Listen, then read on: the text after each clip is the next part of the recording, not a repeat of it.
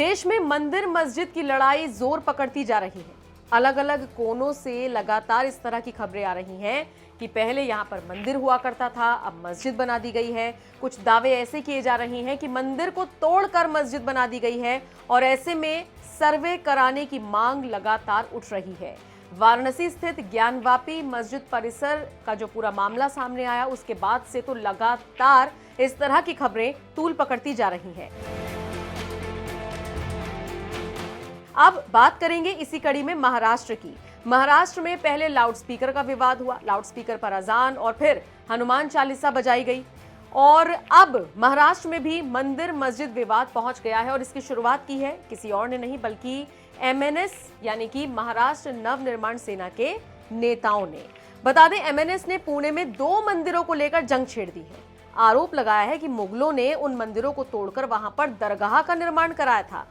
अब एमएनएस ये आरोप लगा रही है कि 2 जुड़वा मंदिर यहां पर हुआ करते थे, पुणेश्वर और नारायणेश्वर, लेकिन मुगल काल में अलाउद्दीन खिलजी के एक कमांडर ने उन दोनों ही मंदिरों को ध्वस्त कर वहां पर दरगाह का निर्माण करवा दिया था।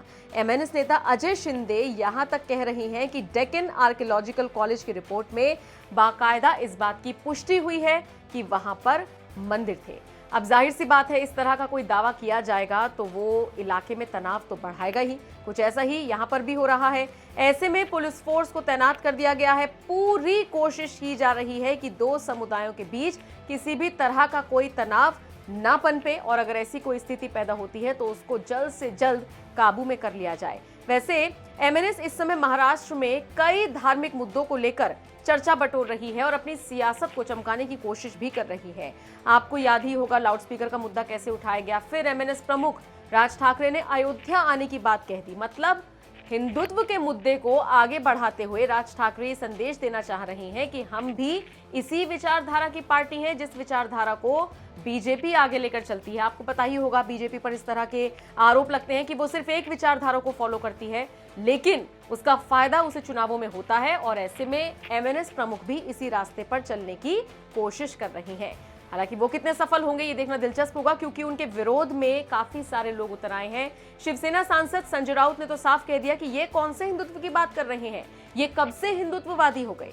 कुल मिलाकर देखा जाए तो महाराष्ट्र में सियासी पारा इस वक्त चढ़ा हुआ है।